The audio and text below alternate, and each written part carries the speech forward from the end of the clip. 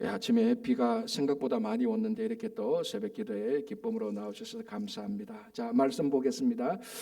지금 이제 우리가 이스라엘 역사로 보면은 출애굽에서부터 시작했던, 아니 더 일찍 따지면 아브라함에서부터 시작했던 하나님의 약속이 이게 뭐 400~500년을 걸쳐서 이루어지는 그 역사적인 장면들을 우리가 보고 있는 것입니다.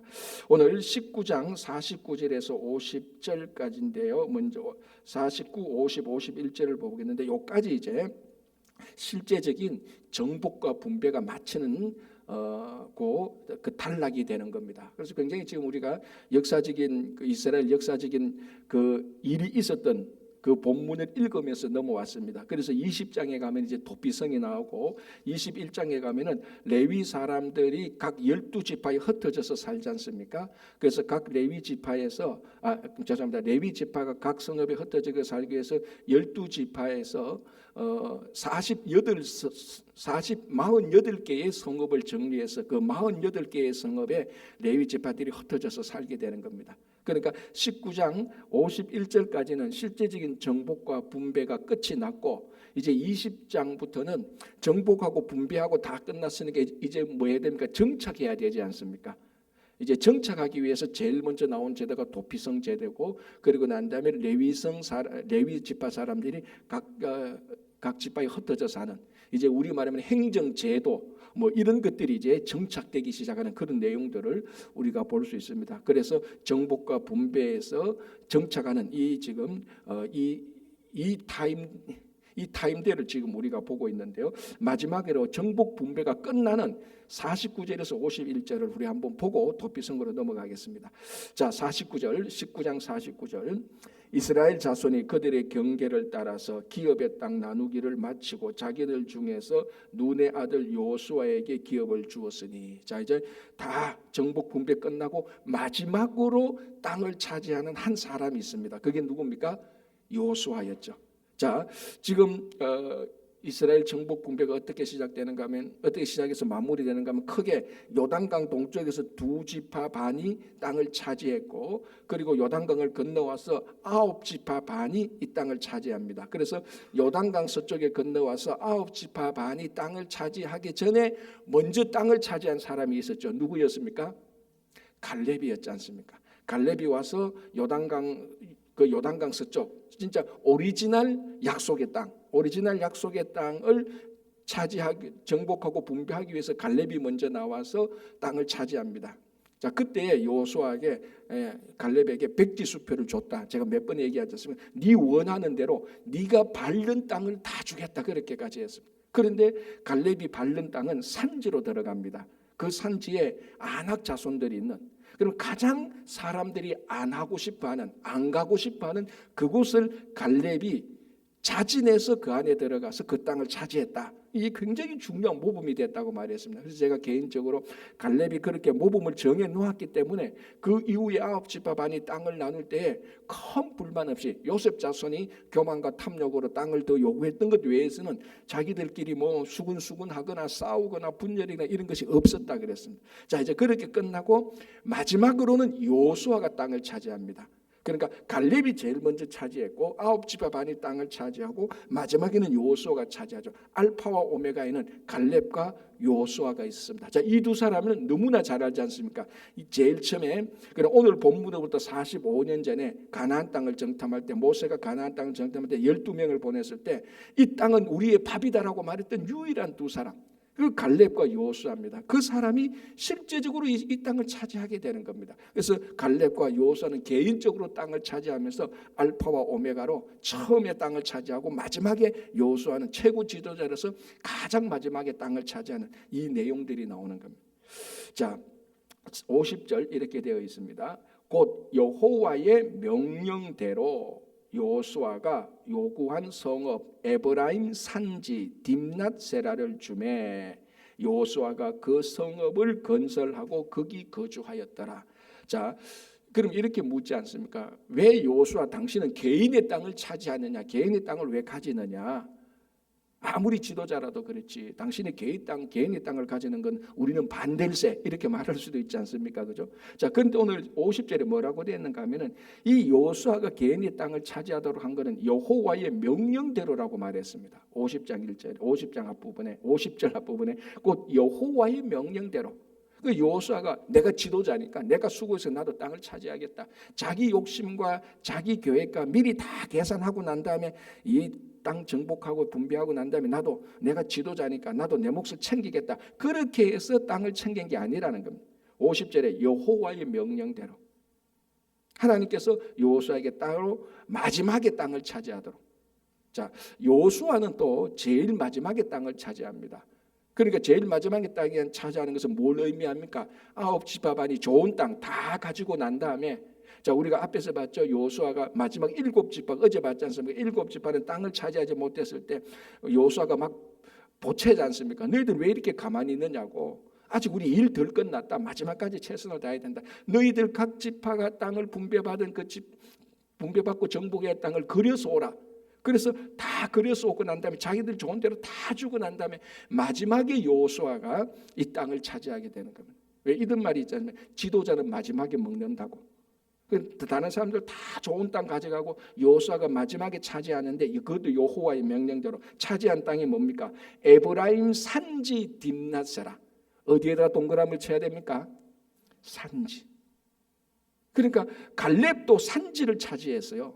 에브라임도 산지를 차지했습니다. 그러니까 가장 두 지도자들이 자기들이 차지한 땅은 평지나 기름진 옥토가 아닙니다. 이 두 사람은 가장 좋은 땅을 차지할 수 있는 자격이 있고 그렇게 할 수 있음에도 불구하고 산지를 선택했습니다. 물론 에브라임 산지입니다. 여호수아가 에브라임 지파거든요. 그래서 자기 지파에 들어가서 제일 안 좋은 땅 그거 마지막에 차지해서 이제 정복과 분배가 다 끝이 나게 되는 것입니다. 자, 51절 한번 제가 봉독할게요. 이 사실은 굉장히 역사적인 구절이죠. 그죠? 51절. 제사장 엘르아살과 눈의 아들 여호수아와 이스라엘 자손의 지파의 족장들 다 합해서 14명이죠. 이 14명이 정복분배위원회라 그랬습니다. 그죠? 지파의 족장들이 실로에 있는 회막문 여호와 앞에서 제비 뽑아 나눈 기업이 이러하니라. 이에 땅 나누는 일을 마쳤더라.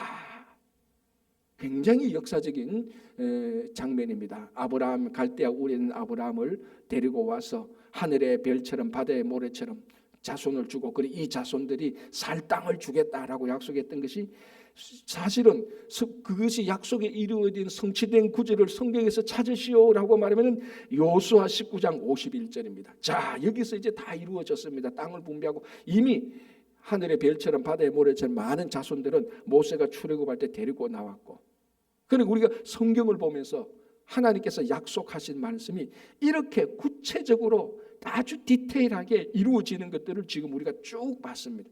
너무나 디테일해가지고 우리가 성경 본문을 다 읽지도 못할 정도였습니다. 뭐 유다의 성읍들 조그만 성읍들 뭐 그런 성읍들까지 다 기록했고 오늘 여기 보면은 뭐 아셀 자손은 어디서 어디까지 시므온은 어디서 어디까지 하나하나 다 구체고 이것은 전설이나 신화가 아니고 실제적인 역사적인 삶 속에서 구체적으로 이루어진 것을 성경을 기록해서 우리들에게 알려주고 있습니다. 하나님의 약속이 그냥 퉁치는 게 아니고 우리들의 삶 속에 구체적으로 이루어지는 그것들을 우리들에게 알려주고 있는 것입니다. 그래서 하나님께서 우리들에게 주신 약속들 이제 마지막으로 정리하자면 타임되는 하나님에게 맡기십시오. 하나님께서 언제 이루어질지는 하나님께서 정합니다. 자, 시간대를 맡기고 두 번째 방법도 하나님께 맡기시기 바랍니다. 하나님 어떻게 할 것입니까? 하나님의 방법대로 한다는 겁니다. 그렇죠? 그러니까 그 시간대와 그 방법을 맡기고 우리가 해야 될 건 뭡니까? 약속을 믿고 비전을 가지고 순종해야 되는 겁니다. 근데 우리들은 종종 자꾸 반대로 하려고 그러죠.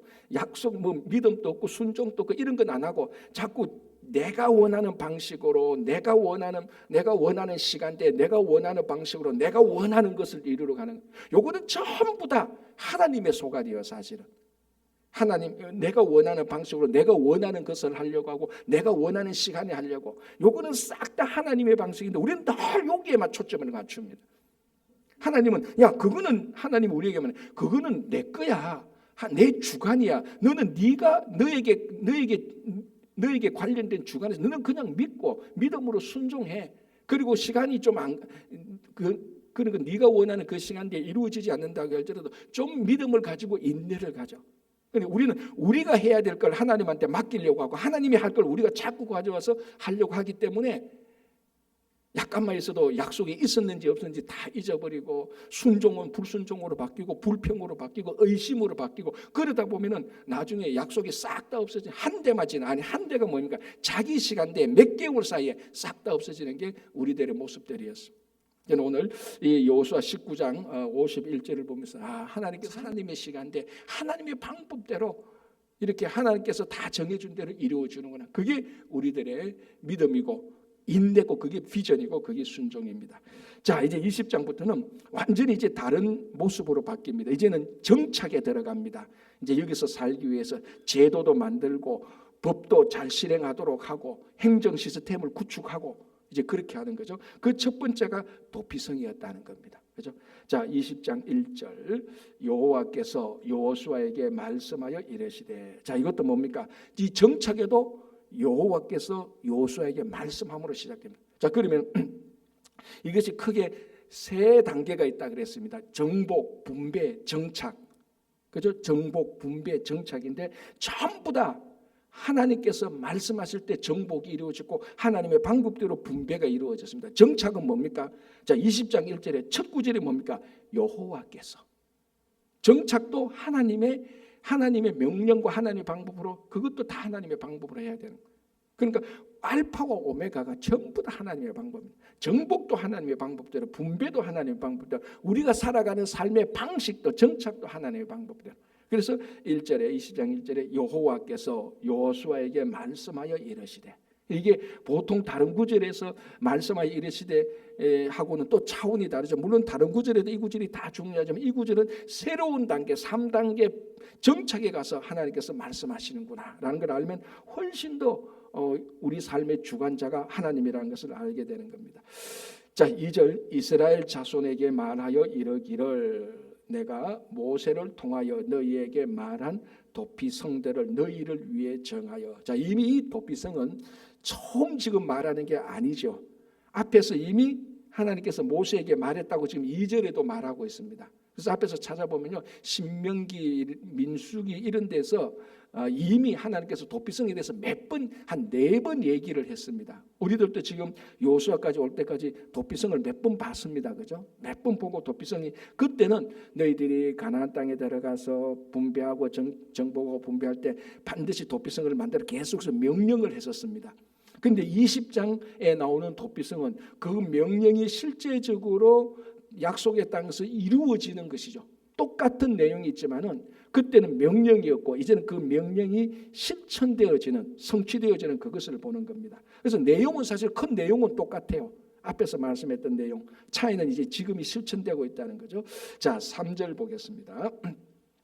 부지 중에 실수한 사람을 죽인 자를 그리로 도망하게 하라. 자, 이게 우리가 법적 용어로 말하면 뭡니까? 과실치사자죠. 과실. 어떤 죽이려고 하는 의도가 없이 실수로 잘못해서 죽인 사람. 우리 용어로 과실치사자입니다.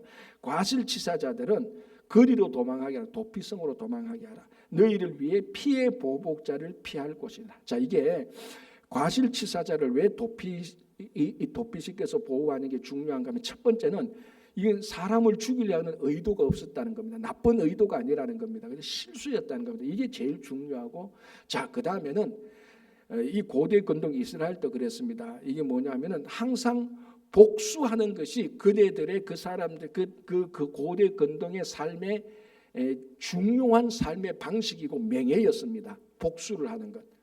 우리 아버지가 죽었으면은 그 가족들이 복수를 하는 것, 그게 명예였습니다. 하나의. 그래서 보복을 하는 것이 명예고 일반적인 삶의 방식인데 과실로 사람을 죽여버렸습니다. 어쨌거나 여기도 살인이 일어났으니까 그 피해자 가족이 또 보복을 해야 되는 겁니다. 그게 피해자 가족에서는 명예고 의무입니다. 그래서 피해자 가족이 이 과실로 했던 사람을 죽이려고 하지만 할 때에 하나님께서 그 고리를 끊어버리려고 하는 겁니다. 지금 피해 보복을 도피성을 만들어서 그 관계를 끊어버리는 겁니다. 자, 여러분 한번 생각해 보십시오. 복수가 복수를 낳는다는 것이 사실은 이 도피성이어서 이게 계속해서 이루어집니다. 한번 보십시오. 내가 과실로 사람을 죽였습니다. 피해자가 나에게 보복하죠. 그러면 내 쪽에서는 가만히 있습니까? 내 쪽도 피해를 봤단 말이죠. 그럼 내 쪽에서도 또 보복하죠. 그러니까 복수가 복수를 낳고 계속해서 사이클이 돌아갑니다. 악의 사이클이 돌아가죠. 이걸 끊어주는 게 도피성이라는 겁니다. 특별히 그냥 고의로 죽인 거 말고, 고의로 죽인 사람은 당연히 심판을 받고 징계를 받아야 되는 거죠. 뭐 이미 다 아시다시피 도피성은 고의로 죽인 자들을 받아들이는 제도가 절대로 아닙니다. 과실로, 실수로, 나쁜 의도가 없이 죽였던 사람들은 피해 보복, 그 복수의 악의 시스템을 끊어버리게 되는 겁니다. 이게 또 우리가 율법을 극복하는 게 있잖아요. 율법은 뭡니까? 눈에는 눈, 귀에는 귀, 피에는 피. 그것처럼 과실치사해서 사람을 죽이다 피해는 피로 돌아오도록 되어 있습니다. 그러나 도피성이 그것을 확 끊어버리는 거죠. 피해는 피지만은 이거는 과실이다. 악한 의도가 없대서 잘라가지고 피해 보복자들을 보복하지 못하도록 도피성에서 딱 보호해버리는 겁니다. 그래서 피해 보복자를 피할 것이니라라고 말하면서 그 이제 절차와 과정이 나와 있는데요. 앞에 신명기 민수기 보면은 이 여호수아에서 말하지 않은 도피성의 중요한 몇 가지가 있습니다. 제가 그걸 먼저 알려드릴게요. 자, 도피성 그 규정들이 있는데 첫 번째 도피성으로 가는 도로를 닦아라는 것입니다. 신명기 19장에 나오죠. 그러니까 이 도피성으로 가는 길이 너무 험해서 예를 들어 우리식으로 말하자면 겨울이 되면 눈이 오고 뭐 얼었던 땅이 또 봄이 되면 얼었던 땅이 녹아지면서 그 벼랑 같은 데서 큰 바위가 넘어져 가지고 그 가는 길이 막혀질 수도 있고 뭐 홍수가 나서 길이 못 될 수 있고 이런 길이 어려워서 도피성으로 가지 못하는 일은 없게 하라는 겁니다. 그 도피성으로 가는 도로를 닦아놔라는 겁니다. 그죠? 그러니까 쉽게 가도록 아주 그 도피성으로 가는 일이 꼬불꼬불 어렵고 장애가 많고 뭐 어려워서 그렇게 가는 게 아니고 아주 쉽게 가도록 도로를 닦아놔라. 자, 이 도피성 제도가 과실치사자를 보호하고 구원하는 것 아닙니까? 만약에 실제로 피는 필요하면 과실치사자도 보복을 받도록 되어 있습니다. 죽게 되어 있죠. 죽게 된 사람을 구원하는 시스템이죠. 그리고 이 도피성 제도에는 우리 구원의 원리, 우리 구원의 신앙의 원리가 그대로 들어가 있습니다. 그래서 도로를 닦아라는 누구든지 쉽게 갈 수 있도록. 그래서 예수 그리스도를 누구든지 쉽게 믿을 수 있도록. 그래서 뭐 업적을 잘 쌓고 내가 잘 보이고 공부를 잘하고 돈을 많이 벌고 권력이 있어야 도피성으로 가는 게 아니고 누구든지 갈 수 있도록 도로를 다 닦아나라는 겁니다. 그래서 구원의 길은 정말 쉽습니다. 정말 쉽도록 만들어 놓은 것이고 다음에는 피난처라는 사인판을 세워야 된다는 겁니다. 길을 몰라서 못 가서는 안 돼요. 내가 과실치사로 사람을 죽였다. 맞다. 도피성이 어디 있다는데 어디로 가야 되지? 사인판이 없으면 못 가는 것 아닙니까? 이 참 중요한 우리 구원의 교리 아닙니까? 지금 세상에서는 의식적이든 무의식적이든 구원을 받고자 하는 사람들이 사실은 차고 넘칩니다. 구원을 받고자 하는 사람. 그런데 그 구원을 받고자 하는 사람의 사인판이 없으니까 구원을 받지 못하는 사람이 실제로 많이 있거든. 또는 잘못된 사인판이 있습니다. 이단들, 이상한 종교들 있지 않습니까?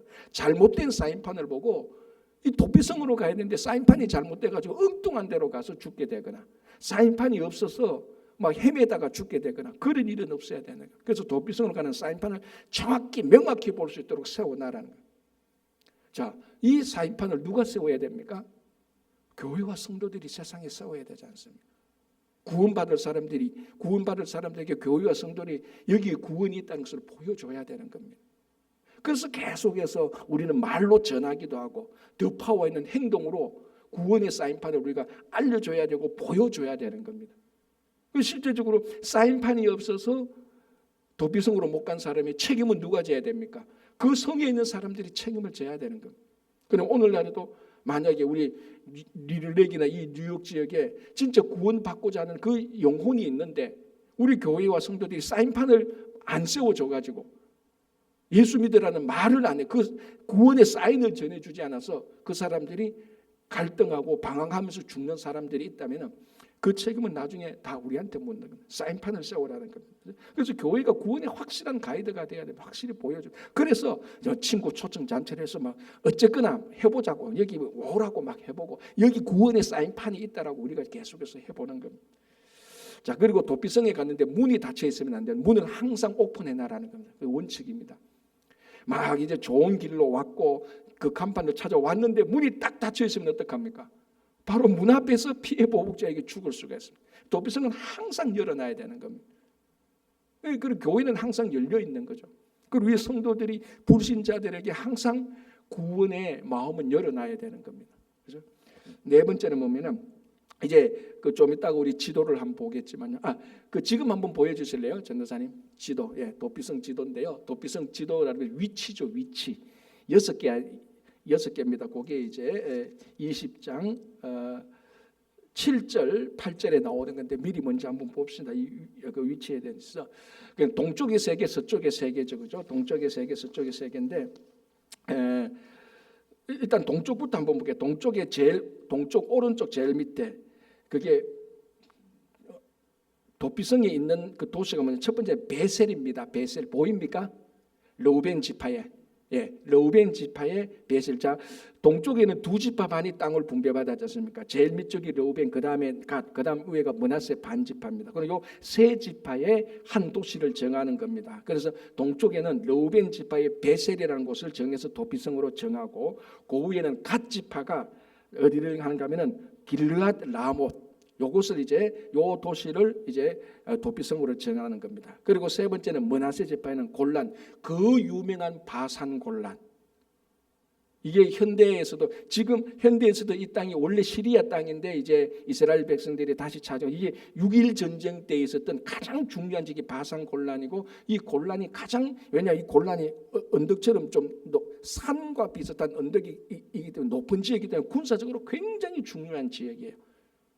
그래서 뭐 이스라엘에서 그 유명한 스파이 보내가지고 뭐 나중에 땅 차지하고 하는 그게 바산 골란, 바로 이 골란이 원래는 도피성이었습니다. 이게 므낫세, 서쪽에는 므낫세 반지파에서 요거 내고요. 자, 이제 동쪽으로 넘어가겠습니다. 제루의 게데스라는 곳인데 요거는 납달리 지파 땅입니다. 납달리 지파 땅에서 게데스라는 곳을 도피성으로 내놓았죠. 자, 그리고 중간으로 가면은 세겜이라는 곳이 있습니다. 그 유명한 세겜. 그 뭡니까? 그 베델 그 가족들이 세겜에서 세겜 족속을 진멸했다가 막 그 주변에 그 주변 족속들이 다 탄결해서 어떻게 합니까? 이 야곱 족속을 막 죽이려 할 때 하나님께서 그 세겜에 있는 야곱 족속을 일어나게 해서 베델로 올라가라 해서 올라갔던 도시가 바로 세겜입니다. 이 중요한 장소, 여기가 에브라임 지파 땅입니다. 에브라임 지파 땅에서 세겜을 내어놓고, 그 다음에 마지막 서쪽의 남쪽, 그 유명한 유다 지파의 헤브론입니다. 자, 헤브론은 누가 차지했죠? 갈렙이 차지했지 않습니까? 여기가 어디가 있었죠? 아낙 자손들이 있었던 것입니다. 이것을 이제 도피성으로 만들어서, 자, 위치적으로 보시기 바랍니다. 동쪽의 세계, 서쪽의 세계, 남북. 그러니까 이것은 어디서든지 하루 안에는 다 도착할 수 있는 위치입니다. 자, 여러분 보십시오. 이 이스라엘 지역이요, 우리 한국에 따르면 경상도 지역밖에, 경상도보다 약간 적다는 거 그 정도밖에 안 돼요. 그러니까 동서로 딱 해서 딱 어디에서 사건 쳐도 하루 만에 부지런히 가면 다 도착할 수 있는 것이 도피성입니다. 그래서 이렇게 해서 누구든지, 그러니까 아까 구원의 문이 열려 있어야 되고, 멀어서 못 가는, 그까지 도피성까지 가다가 너무 멀어서 피해 보복자에게 잡히지 않도록 이렇게 균등하게 동쪽의 세계, 서쪽의 세계에서 구원을 받을 수 있도록, 도피성에 가서 구원을 받을 수 있도록 이렇게 지형적으로 정해놓은 것입니다. 자, 마지막에는 아까 말씀드린 것처럼 이 도피성은 주로 높은 곳에 있어야 됩니다. 헤브론 산지였지 않습니까? 이게 다 산지 쪽이에요. 바산 골란 아까 얘기했지 않습니까? 군사적으로 가장 높은 곳입니다. 그러니까 높은 곳에서 올라가서 저기가 도피성이네, 그 근처만 가면 볼 수 있도록, 알 수 있도록 하는 겁니다. 그러니까 여러분, 이 도피성 제도를 보면 얼마나 이 과실치사자를 구원하기 위해서 할 수 있는, 인간이 할 수 있는 모든 시스템, 모든 세팅을 다 해놓은 겁니다. 그래서 이 세팅이 부족해가지고 죽지 않도록, 세팅이 부족해서 죽는 일이 없도록 그렇게 해놓은 겁니다. 자, 이 도피성 제도를 보면서 가장 오늘날 도피성 역할을 해야 되는 게 교회 아닙니까? 교회. 죽을 수밖에 없는 과실치사자도 원래는 피해 보복자를 통해서 죽을 수밖에 없습니다. 그런 사람들을 보호하고 그 사람들이 올 때 그 사람들 그 피난에 올 때 그 사람들 피난처 역할을 하고 보호소 역할을 하는, 그리고 아까 말씀드린 것처럼 길이 멀어서 못 오도록. 그래서 도피성은 항상 이 6개 도피성은 모든 이스라엘 백성들로부터 멀리 떨어져 있는 도시가 아닙니다. 근접성이 있는 거죠. 가장 가까운 데로. 그리고 잘 보이도록 사인판을 만들어 놓고 길을 잘 닦아 놓고 항상 문을 열어 놓고. 가만히 보면은 오늘날 교회가 구원의 일을 해야 되는 거하고 100% 일치해요. 100% 일치하고 있습니다. 그래서 뭐 구약 시대의 교회가 있느니 없느니 이렇게 말할 수 있겠지만 저는 개인적으로 도피성을 보라, 이거는 명백한 확실한 오늘날 교회의 사역을 이루어 말하고 있다라는 것입니다. 여기 이제 앞에 나와 있는 도피성에 관한 규정들이었습니다. 이거 이제 앞에서 한번 했지만은 오늘 20장에 볼 때 중요하게 한번 보고요. 자, 4절로 20장 4절로 다시 보겠습니다. 이렇게 되어 있습니다. 이 성읍들 중에 하나에 도피하는 자는 그 성읍에 들어가는 문어기에 있어서, 그 현관에 있어서, 문 입구에 있어서 말하는 거죠. 그 성읍의 장로들의 귀에 자기의 사건을 말하는 겁니다. 가서 그 문어기 입구에 있어서 내가 이런 사건, 자기 사연을 말하는 겁니다. 내가 이렇게 해서 과실치사를 했다라고 말하면, 그러면 일단은 받아들입니다. 무조건 열린 문을 통해서 받아들입니다. 받아들여서 그 안에 다시 심사를 하게 되는 거죠. 진짜 이 사람이 과실치사를 했는지 고의적인 살인이었는지 그걸 또 심사를 해야 되지 않습니까? 자, 이거 일부러 사람 죽여놓고 도피성에 가가지고 나 과실치사다 그러면 안 되지 않습니까? 그 사람은 보복을 받도록 해야 되는 겁니다. 그죠? 자, 그래서 다시 4절 중간에 그 성읍들의 장로들의 귀에 자기의 사건들을 말할 것이요, 그들은 그를 성읍에 그 사건을 들어보고 우리 말하면 심사할 자격이 있다, 이 사람은 심사받을 자격이 있다라고 생각하면은 일단 그 성읍에 거주지를 주어서 살게 하는 겁니다. 일단은 들어오게 하는 겁니다. 자, 그래 거주하게 되고 5절 피해 보복자가 그의 뒤를 따라온다 할지라도 그들은 그 살인자를 그의 손에 내주지 말지니. 이게 이제 결정적으로 도피성의 가장 중요한 역할이죠. 피해 보복자가 와도 그 당시에는 피해 보복자에게 내어줘야 되는데도 도피성은 뭐 안 내주는 겁니다. 안 내줘서 보호하고 그 악의 복수의 악의 악순환을 끊어내는 바로 그런 메시지가 있죠. 자, 5절 내주지 말지니 이는 본래 미워함이 없이 부지 중에 그의 이웃을 죽였습니다. 자, 이제 6절에 이제 그 재판 절차 뭐 이런 것들이 나오는 겁니다. 6절 그 살인자는 회중 앞에 서서 재판을 받기까지. 그런데 재판을 받기까지, 만약 그래서 재판을 받아서 고의적인 살인자라면 그것을 또 내보내야 되는 겁니다. 그럼 피해 보복자가 기다리고 있다가 보복을 하는 거죠. 근데 재판을 받아보니까 과실치사란 말이죠. 그러면 안 내보내고 계속 거기서 살도록 합니다. 도피성에서 언제까지 살죠? 그 있는 대제사장이 죽을 때까지 그는 못 나갑니다. 그 안에서 살게 됩니다. 그 안에서 사는 동안에 피해 보복자가 뭐 온갖 어떤 소리를 해도 내주지 않습니다.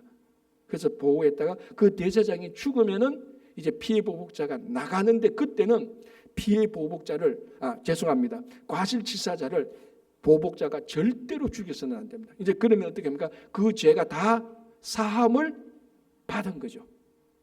그래서 그 도피성에서 밖에 나가서 자유롭게 살게 되는 겁니다. 그러니까 구원의 진리하고 똑같지 않습니까? 대제사장인 예수 그리스도께서 우리를 위해서 대신 돌아가셨기 때문에 우리 안에 있는 죄가 사함을 받게 되고 우리가 세상에서 자유롭게 사는 겁니다. 자, 그래서 자유롭게 산다는 것이 다 아시겠다지만 뭐 내 하고 싶은 대로 내 욕심대로 사는 거 그런 거 말하지 않습니다. 그죠? 그 죄가 우리를 얽어매려고 하더라도 우리는 그 죄에서 자유롭게 살게 되는 겁니다. 율법이 우리를 얽어매려고 그래도 우리는 자유롭게 사는 겁니다. 보십시오. 이 대제사장이 죽고 도피성에서 나간 과실치사자가 어떤 사람으로부터 제도적으로 매이거나 죄의식을 갖거나 그런 거 없습니다. 완전 자유인으로 나가게 됩니다. 그래서 이 대제사장의 죽음이 결정적으로 중요한 것인 것처럼 대제사장 되는 예수 그리스도의 죽음이 우리들을 자유롭게 하는 겁니다. 그러니까 아까도 말씀드린 것처럼 이 도피성 제도는 우리 교회와 구원의 진리하고 정확히 일치하는 겁니다. 자, 6절 다시 볼게요. 그 살인자는 회중 앞에 서서 재판을 받기까지, 요 1차 단계죠. 또는 그 당시 대제사장이 죽기까지 그 성읍에 거주하다가 그 후에 그 살인자는 그 성읍 곧 자기가 도망하여 나온 자기 성읍 자기 집으로 돌아갈지니라 하시니라 되었습니다. 자, 7절 8절은 아까 이 도피성이 어디에 있느냐, 어디에 있는지 스크린에 나온 저 지도를 그대로 얘기했고요. 아까 제가 말씀하신 것처럼 대신하고 8절 끝부분에 바산 골란을 구별하였으니 됐습니다. 구별하였으니. 그러니까 저 6개 도시를 구별했다는 겁니다. 구별된 도시입니다. 교회는 이 세상에서 구별된 것하고 똑같은 것이죠. 구별됐다고 해서 세상을 떠나는 것이 아니고 구별된 도시일수록 세상 한가운데 있어야 됩니다. 그래서 저 6개 도시가 저 이스라엘 약속의 땅 전체에 정확히 딱 균형을 잡아서 한가운데 6개 도시가 있죠. 그래서 어디서 사건을 일으켜도 어느 한 군데를 방해 없이 갈 수 있도록. 그러니까 도피성이 구별되어 있지만은 우리가 잘못 알고 있는 구별을 분리로 생각하자면 도피성을 따로 멀리 따로 떼어 놓는 게 아니고 세상 한가운데 탁 박아놔야 되는 겁니다. 그 교회와 성도의 삶이 그렇죠. 구별되면 될수록 세상 한중간에 살아야 되는 겁니다. 그래야 구별된 영향력을 미칠 수 있는 것이죠. 그죠? 그래서 구별하였으니, 자 9절 보겠습니다. 이는 곧 이스라엘 모든 자손과 그들 중에 거류하는 거류민을 위하여 선정된 성읍들로서 누구든지 부지 중에 살인한 자가, 어디에 동그라미를 쳐야 됩니까? 누구든지. 자, 그럼 여기 살고 있는 이스라엘 사람이 아니고 이방인들이 과실치사를 했단 말이죠. 도피성이 왔는데 그 도피성의 장로들이 보니까 너 이방인이네? 너 합니까 안 합니까? 누구든지. 그 사람이 심지어는 도둑이다 할지라도 옆에서 보니까 장로들한테 야, 저 사람 유명한 산적입니다. 받아들이지 맙시다. 그러네. 과실치사하면 누구든지 이방인입니다. 안 됩니다가 아니죠. 누구든지 받아들여. 그래서 구원은 누구든지 받는 것 아닙니까? 그게 산적이든 사기꾼이든 선한 사람이든 나를 억울하게 했던 사람들조차도 누구든지 구원을 향해서 문은 열려 있습니다.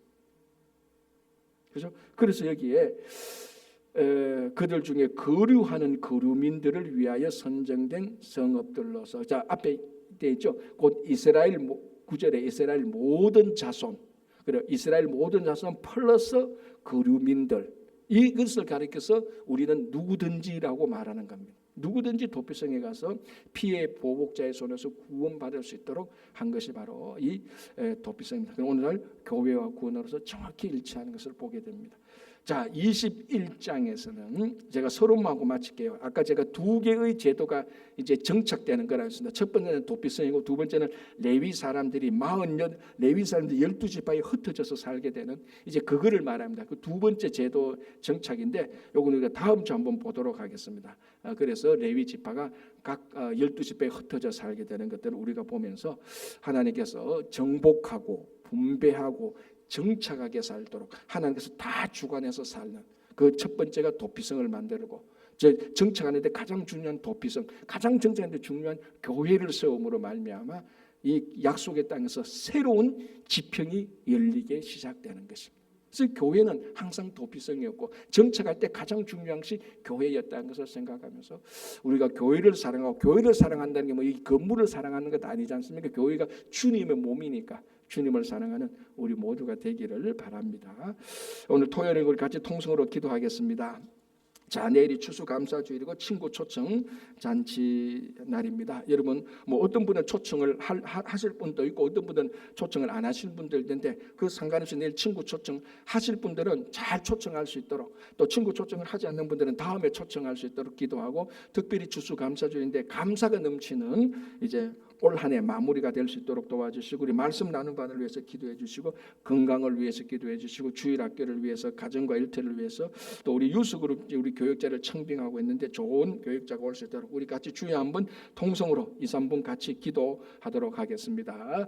주여, 아버지 하나님, 주님 감사합니다. 오늘 저희들 이곳에 나와서 이스라엘 백성들이 하나님께서 아브라함에게 주신 땅, 아버지 그 땅을 보면서 이미 수백 년 전에 아브라함 통해서 약속하셨던 것, 아버지 하나님 그것을 기억하게 됩니다. 하늘의 별처럼 바다의 모래처럼. 그리고 아버지 그 사람들이 살 땅을 주시기로 했던데 그 정복과 분배를 통하여서 하나님께서 약속하신 것을 저희들이 보게 됩니다. 하나님께서 우리 각자에게 주신 그 약속을 잊지 않고 살아갈 수 있도록, 아버지 기도한 것이 있다면 포기하지 않도록 끝까지 나갈 수 있도록 주여 역사해 주시옵소서. 아버지 우리 기도합니다. 내일 추수감사주일입니다. 저희들 삶에 감사가 넘치게 하여 주시고, 아직 아버지는 여러 가지 상황에 어려움이 있다면 먼저 감사로서 나갈 수 있도록 주님 인도해 주시옵소서.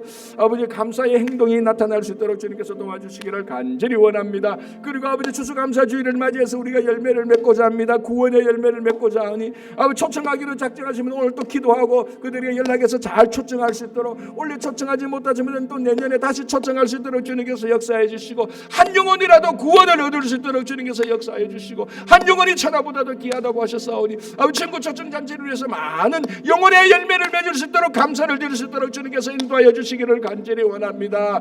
아버지 하나님, 감사가 넘치고 열매가 넘치는 추수감사절 친구 초청 잔치가 될 수 있도록 기도하오니 들어주시고 응답하여 주시기를 간절히 원합니다. 또 아버지 내년 1월 첫 주부터 말씀 나눈 바를 위해서 먼저 기도로 준비합니다. 온 성도들이 말씀을 나누고 말씀으로 자라고 성장할 수 있도록, 정말 세상에는 아버지 너무 많은 것들이 있습니다. 과학과 아버지는 첨단 과학이 발전해서 우리들이 알아야 될 것 너무 많은 것에 노출되어 있으면 그 모든 것을 정리하고 말씀으로 다시 들어갈 수 있도록 주님 역사해 주시기를 간절히 바라고, 리더가 잘 준비하여서 말씀 나누면 은혜롭게 교회가 성장하고 성숙할 수 있도록 주여 역사해 주시옵소서. 우리 가정을 지켜주시고 자녀들을 지켜주시고 특별히 일터에 함께 하시기를 원합니다. 아버지 하나님, 지금 경제적으로 어려운 상황이 있습니다. 특별히 사업을 하시는 분들, 직장에 다니시는 분들 여러 가지 불안하기도 하고 염려스럽습니다. 그러나 주님께서 이스라엘 백성들이 약속의 땅을 허락하셔서 그곳에서 풍성하게 살았던 것을 저희들이 기억하면서 순간적으로 단기간에 좀 어려움이 있지만 믿음으로 나갈 수 있도록 인도해 주시고, 우리 삶에 풍성한 삶을 살아갈 수 있도록 재정적으로도 인도해 주시고, 신분적으로도 어려운 일이 있으면 다 풀려나갈 수 있도록 주님 역사해 주시기를 원합니다. 또 아버지 하나님 기도합니다. 저희들 기도하는 가운데에서 아버지 몸이 연약하신 분들이 있습니다. 심령에 낙담하신 분, 시험에 드신 분들이 있다면 주님께서 역사해 주시고 그들의 심령을 붙들어 주시고 위로하시고 격려해 주시기를 간절히 바라옵고 원합니다. 육신의 연약함을 가진 자들에게 힘을 주시고 치유하는 강선을 비추게 하여 주셔서 여행가서 나온 송아지들이 뛸 수 있도록 역사해 주시고, 머리에서 발끝까지 주님의 은혜가 차고 넘칠 수 있도록 세포 하나하나 마디마디까지도 주님께서 붙들어 주시기를 간절히 원합니다. 오늘도 이 아침에 올려드린 기도를 다 들어주실 줄 믿고 주님 기도합니다. 함께 계시 도와주시오. 하나님 아버지 감사합니다. 내일 거룩하고 복된 주일, 특별히 추수감사주일로 또 친구 초청주일을 함께 지키게 됩니다. 많은 영혼의 열매를 맺을 수 있도록 인도해 주시고 우리 삶에 감사가 넘치게 하여 주시옵소서. 그러나 아버지 실제적인 우리 삶 속에서 어렵고 고난과 핍박과 아버지 그 위기 속에 살고 있는 분들이 있습니까? 그럼에도 불구하고 감사할 때 감사한 일이 일어날 수 있도록 주님께서 역사해 주시옵소서.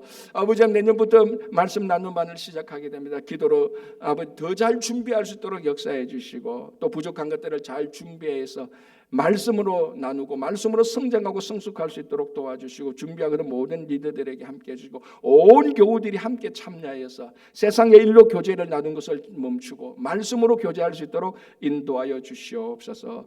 주님, 각 가정마다 함께 해주시고 특별히 우리 모든 자녀들 은혜와 자비를 베풀어 주셔서 잉태된 자녀로부터 다 성장한 자녀, 어린 자녀까지, 학업에 있는 자녀까지 돌보아 주시고 그 모든 자녀들이 하나님께 영광 돌리는 믿음의 일꾼 될 수 있도록 주님 도와주시옵소서.